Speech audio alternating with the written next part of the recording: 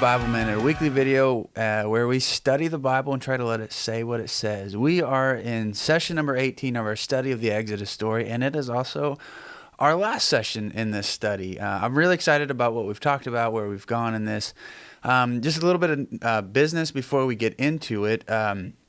This is going to be our last study for the next 8 weeks. The months of June and July, if you're watching this currently, it's 2023.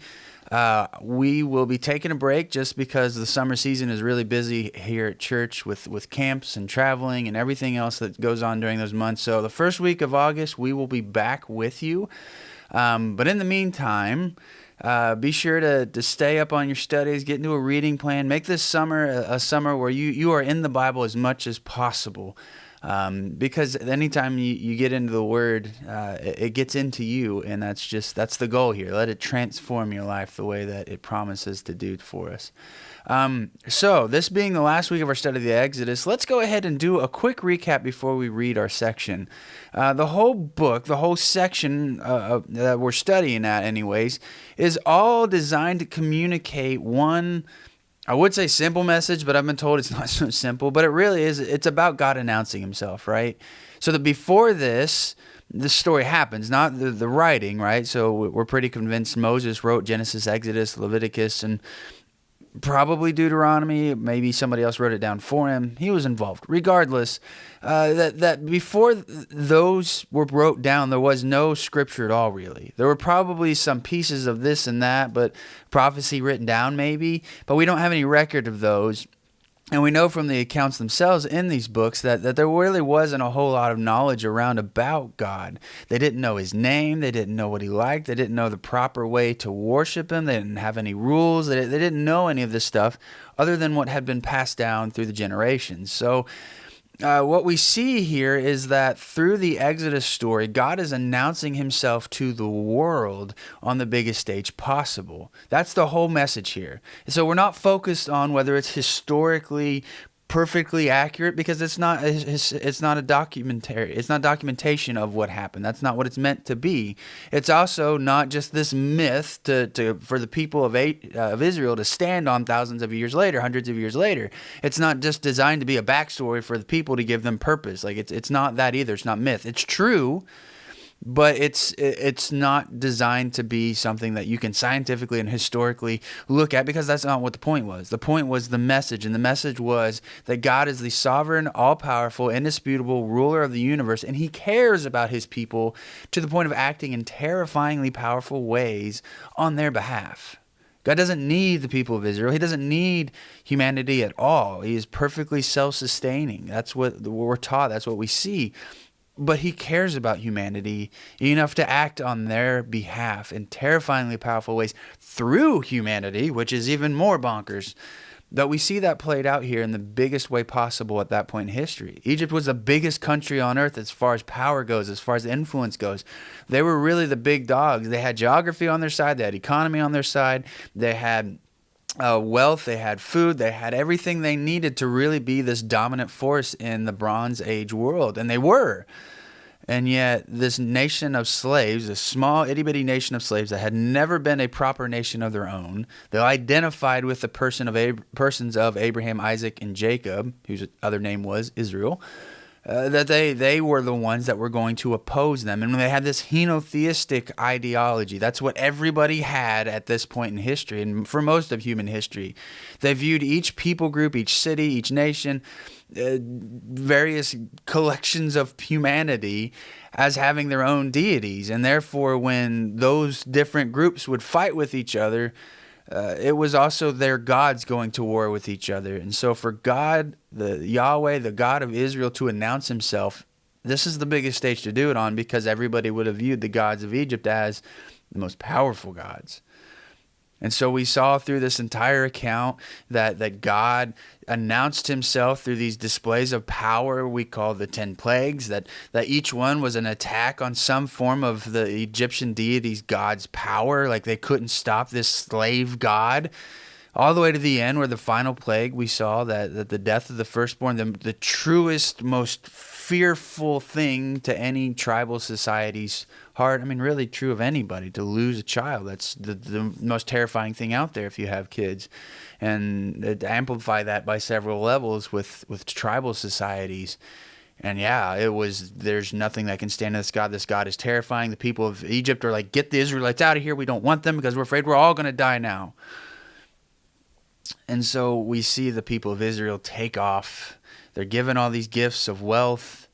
They're marching out in the wilderness, trying to get out of Egypt. They're marching ready for battle because if you remember through our study, every time one of the plagues happened, well, Pharaoh eventually changed his mind and reversed his agreement to let the people go. And so they're walking along and, yeah, they're expecting Pharaoh to change his mind again. So we're going to read chapter 14 today, and we'll break it down.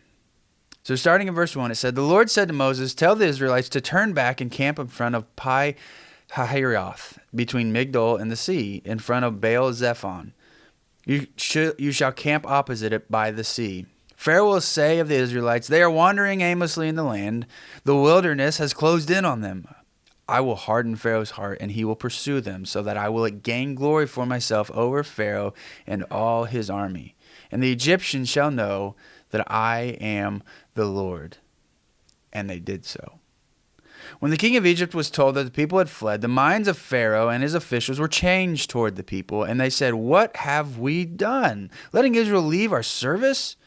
So he had the chariot made ready and took his army with him. He took 600 elite chariots and all other chariots of Egypt with officers over all of them. The Lord hardened the heart of Pharaoh, king of Egypt, and he pursued the Israelites who were going out boldly.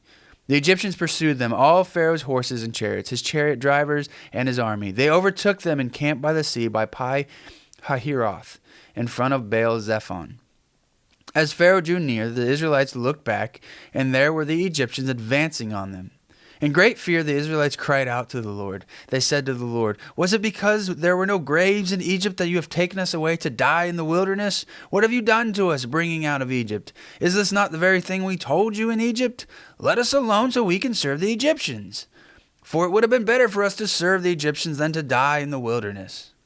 But Moses said to the people, "Do not be afraid. Stand firm and see the deliverance that the Lord will accomplish for you today. For the Egyptians whom you see today, you shall never see again. The Lord will fight for you, and you have only to keep still." Then the Lord said to Moses, "Why do you cry out to me? Tell the Israelites to go forward. But you lift up your staff and stretch out your hand over the sea and divide it, that the Israelites may go into the sea on dry ground. Then I will harden the heart of Pharaoh of the Egyptians, so that they will go in after them. And so I will gain glory for myself over Pharaoh and all his army, his chariots and his chariot drivers. Then the Egyptians shall know that I am the Lord, when I have gained glory over myself over Pharaoh, his chariots and his chariot drivers."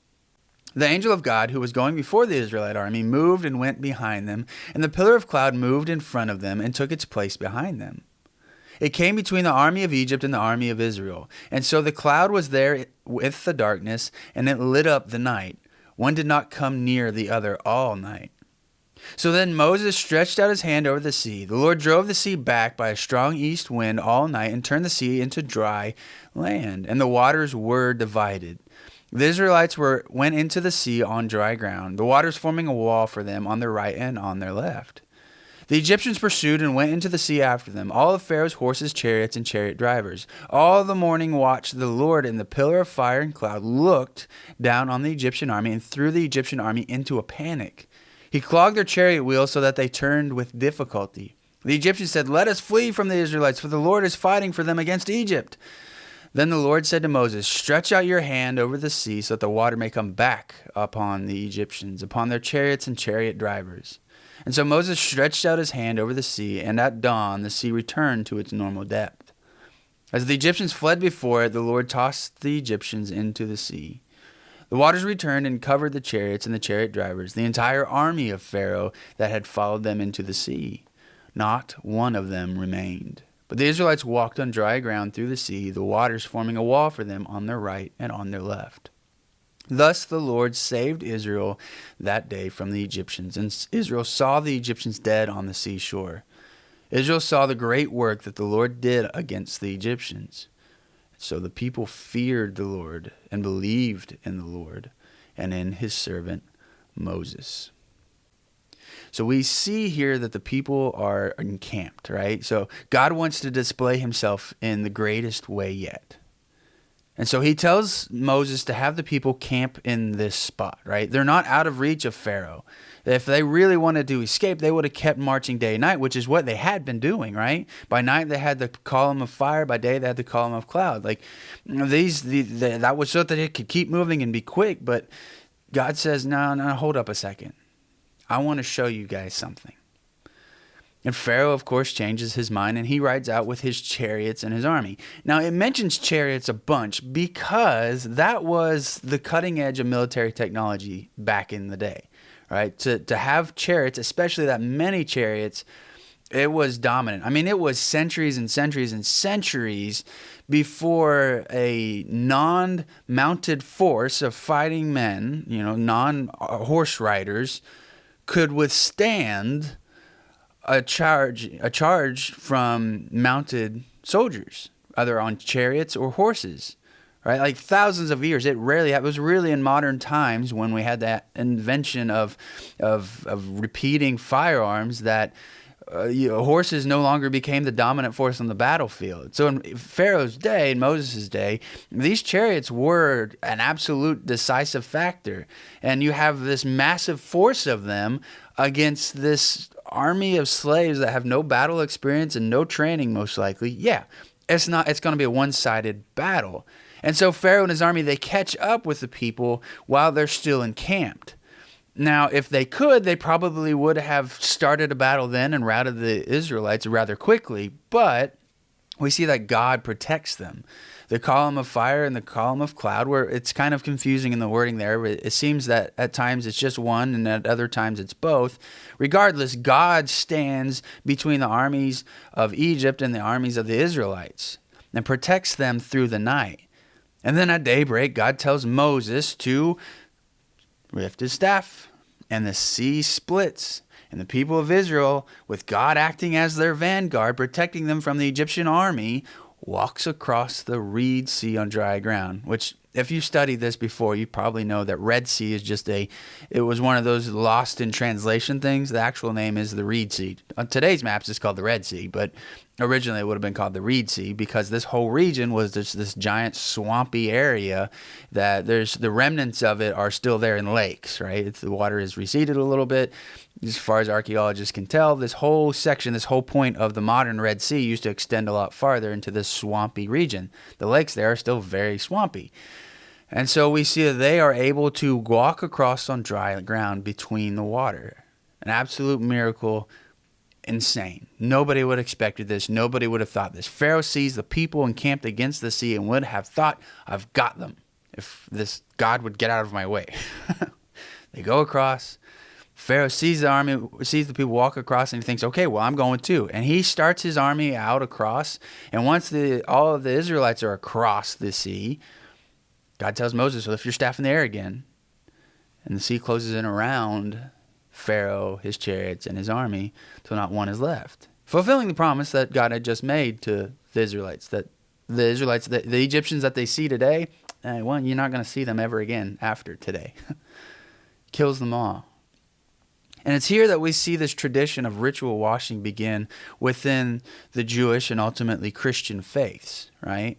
The Jewish people to this day still do lots and lots of ritual washing where they will ritually wash their hands. And they did this in Jesus' day, 1,500 or so years, 2,000, timeline's off a little bit, but 1,000 years later.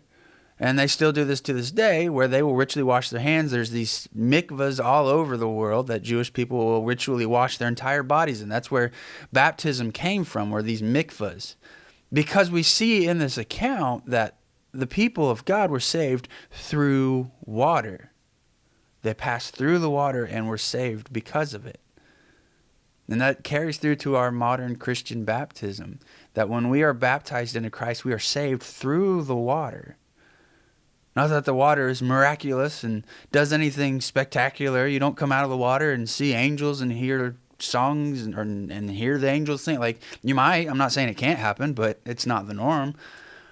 But we're saved through the water and the representation of Christ's death and resurrection. We're laid down in the grave and we're brought back up as something new. Our sins are washed away. We're saved through the water. It all comes back to this story. If you read Paul's writings over and over and over, he references and frames the gospel, the story of what Jesus did, through the account of the Exodus. Over and over. It's so important. That's why we call this entire study the blueprint for the cross, because the way Paul understands the gospel is through the lens of the Exodus story. Now, growing up, when I was really young, I had a fear. Had a fear of the dark. Which, if you think about it, it's not actually the dark that you're afraid of. It's what you think could be in the dark, right? I mean, maybe some people are just genuinely afraid of darkness itself, but typically the fear of the dark is actually the fear of what you think could be in the dark, you know? Like, I remember sitting in my bedroom and had this giant pencil coat rack thingy, you know, like as little kids do, and it looked like a person when the lights were out, because certain itty-bitty light sources coming through the curtains or whatever would illuminate it just enough so that it looked like a person, and I would be afraid of that pencil coat rack. But if you turn on the light, well, it's just my coats on a coat rack. Nothing to be afraid of. It's what I imagined that was really terrifying.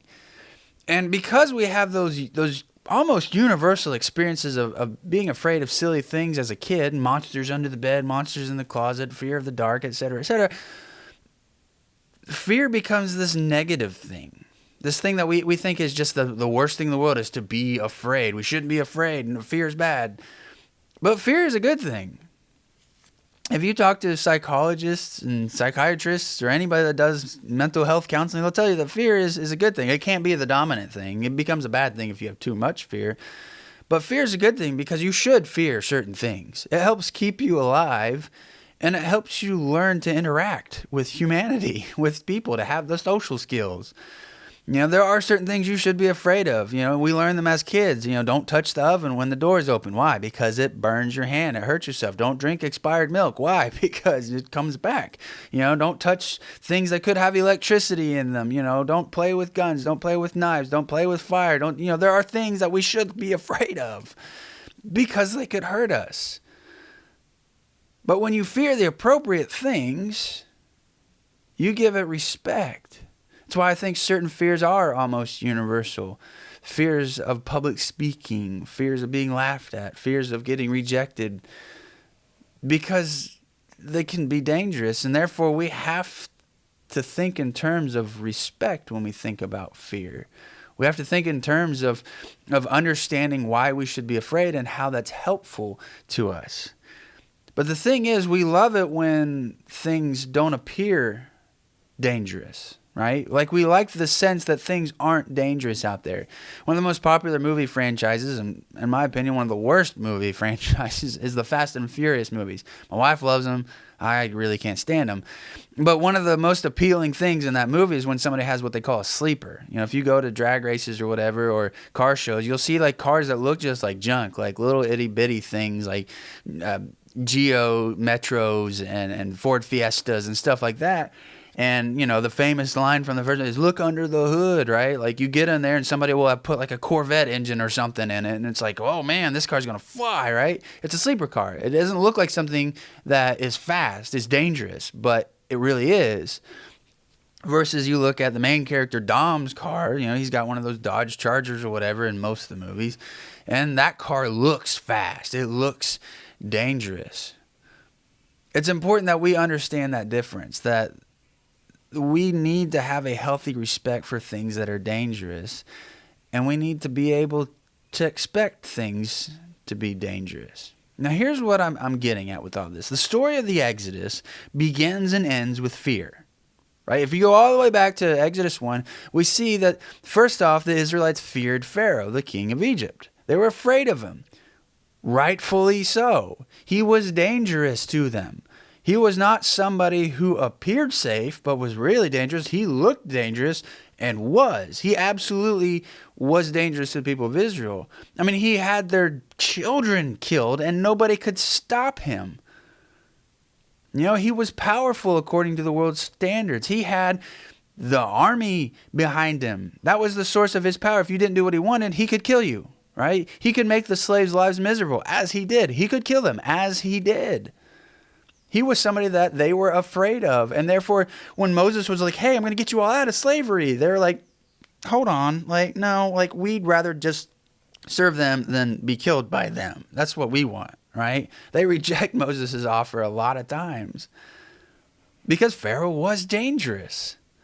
But then we see in reverse of that the midwives who were afraid of Pharaoh feared God even more, because a lot of them refused to carry out Pharaoh's orders to kill these innocent babies, these baby boys. And so we see that the Exodus story starts out with fear. But we also see that in chapter 14, verse 31, it ends with fear. It says, so the people feared the Lord and believed in the Lord and in his servant Moses. Now, the word used in the original language, Hebrew, it's the word we-yi-re-yu. I'm not pronouncing that right. I guarantee it. My ancient Hebrew is very weak in my understanding of it. And so I read people's thoughts on this who are very proficient in it and understand it very well, and they all kind of say the same thing, that this word here for fear has multiple meanings. It both means being afraid, but it also means revering, right? It means having a negative fear, but having having a positive submission. See, here's the idea that I'm getting at here, that the Exodus story teaches us. Our faith should begin and continue in fear. And that goes against what a lot of preaching out there says. It goes against a lot of what you read, is that fear is a bad thing. But no, fear is a good thing. Now, I want to make sure you understand that fear is not the foundation of our faith, right? The foundation of our faith is love. Negative fear will not sustain you. It absolutely will not, because you'll either become numb to what you were afraid of, right? Like you just stop fearing it because you become numb to it, or you'll stop believing it's dangerous because there aren't any consequences that you experience. So when it comes to our faith, you know, we only a love for God will truly sustain you, right? Like if somebody scared you into getting baptized, scared you into committing your life to Jesus through warning you about hell and fire and this and that, well, it won't last. You have to eventually learn to love God and love Jesus. You have to get to that point, or else it doesn't work. It won't sustain you. And so what about fear continues us in our faith? How does fear work here? And I'm sure a lot of you guys, well, doesn't 2 Timothy 1:7, maybe, you know, you don't know it off the top of your head, but you know, like I know that one verse that says the Lord didn't give us a spirit of fear, but of power and love and self-control. Like I know that verse. God didn't give us a spirit of fear. Well, okay, those two verses that we're talking about, 14:31 in Exodus and 2 Timothy 1:7, were written in different languages, right? Originally Hebrew, at least 1,500 years before Paul, right? And Paul, the guy who wrote 2 Timothy, wrote a letter to one of his disciples who was out working, trying to be a good pastor to a community of believers. He was giving him advice, and he opens the letter, and he says, don't be afraid, or does he? Because the word that's typically translated for fear, the Lord does not give us a spirit of fear, is dilias. Again, I'm not pronouncing that right, but that's the way it's written. D-E-I-L-I-A-S. And that word is more accurately translated as cowardice or timidity. And a lot of translations do. Not every translation says fear. You know, King James translated it as fear, and most translations are kind of derivative of that. And this is a popular verse. So a lot of translators decided to keep it as fear because they're kind of the same thing, right? Like cowardice and being timid are fear, right? Like God didn't give us a spirit of being a coward or being timid. Aren't those the same as fear? Well, let's look at it. Let's walk along this road for a second. What is the opposite of cowardice? What is the opposite of being a coward? It's being brave. It's bravery, all right? Well, what is the opposite of being timid, of timidity? Well, it's being bold. In order to be brave, in order to be bold, you have to be afraid. You can't be bold, you can't be brave without being afraid. Because if there's nothing to fear, there's no bravery. If there's nothing to fear, there's no boldness. If you aren't afraid of consequences, right? The soldier rushing into battle knows he is risking his life. There is something to be afraid of there, but he's doing it anyway. That's bravery. The person who stands up and proclaims Jesus to their classmates, knowing that they could be mocked and ridiculed, there's something to be afraid there, but they are bold anyways. They aren't the same as fear. Fear is a prerequisite for bravery and boldness. So in order to be those things, we have to continue in fear. And so again, our faith should start and continue in fear. The foundation is love. It has to be. But fear has to be part of our faith because of two reasons. The first one is that the consequences of sin are lethal, right? So if you've ever heard a fire and brimstone preacher, it talks about the consequences of sin being hell and eternal damnation and all those things. Well, yeah, they're real, right? That the consequences of sin and not having your sin be made right is eternal separation from God and hell. That is absolutely a real thing, and is something that is terrifying. Absolutely, that should cause you to be afraid. The second thing is that God is dangerous. The whole point of the message of the Exodus is that God is this all-powerful, undisputed ruler of the universe. Nothing can stand against him. Nothing. He killed every firstborn son of both animals and man in one night, an entire nation. He drowned the most powerful army on the planet in one fell moment. There is nothing that can stand against our God. He is 100% dangerous, and we can't ever lose sight of that. Yes, God wants a personal relationship with you. Yes, he sent his son to suffer for us on our behalf. But he's still the God of the universe who spoke everything into existence. He's the God of the plagues. He's the God of the Red Sea crossing. He's the God of the resurrection. He is crazy, dangerous, powerful, and we have to have that fear of him. We can't ever lose that. If we do, we run the risk of becoming numb to who God is and what he has done for us. And that's the whole message of the Exodus that's been passed down for thousands of years. That God, he cares about you and he acted on your behalf. But don't ever lose respect. Don't ever lose reverence. Don't ever lose fear for who he is. And we see, if you read the rest of the Exodus story, that the people of Israel lose that fear pretty quickly. You can tell somebody has lost fear, lost this reverence, this respect, by complaining. And a lot of times that's something that characterizes Christians too. We complain about this, we complain about that, we complain about the past, we complain about the church, we complain about the people, we complain, just like those ancient Israelites did, because we lose respect for what God has done for us and what he has charged us with doing. And that is carrying the message of Jesus, of what God has done in that terrifyingly powerful way of the cross and the resurrection for all of humanity. And so that's my prayer as we wrap up this study, that God would motivate you to, in that foundation of love, in that spirit of fear, that positive submission to God, you would be motivated to share the gospel with the people around you. And maybe you're somebody who's just curious. You found this video, this series on the internet, and you're like, hey, I'm trying to learn. If you have questions, please reach out to me. Reach out to me through either a comment on the YouTube video, through sending me a message on whatever podcast platform you're on, or just reaching out to my email through our church website, tollsborochristian.org. I hope this study has been beneficial to you. It's been insightful for you, and I'm excited to see you guys again this August. Until next time.